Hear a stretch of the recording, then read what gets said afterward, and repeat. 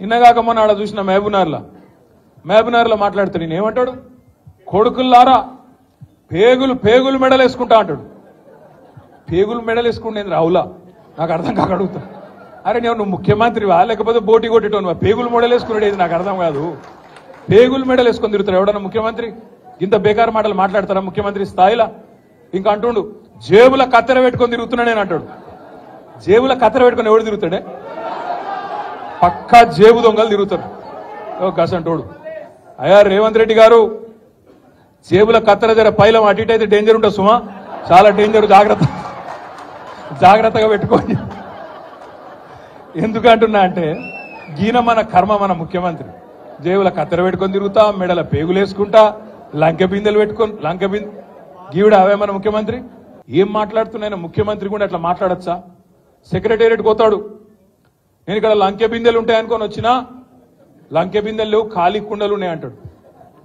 ఇప్పుడు నేను అడుగుతున్న ఒకటే, మీకు లంకె బిందెలు అంటే వాటి కోసం ఎవరు తిరుగుతారు?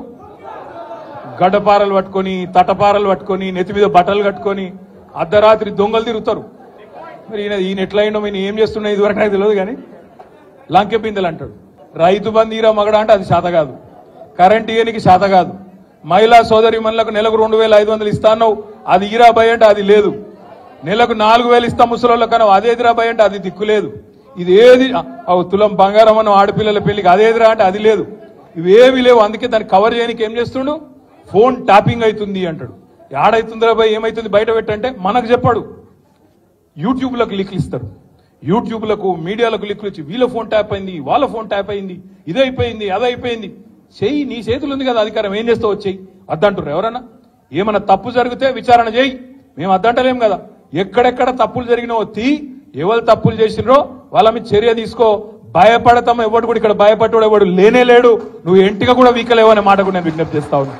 మీరు దయచేసి నేను మిమ్మల్ని కోరేది ఒకటే, మనం వీటికి ఆగం కావద్దు.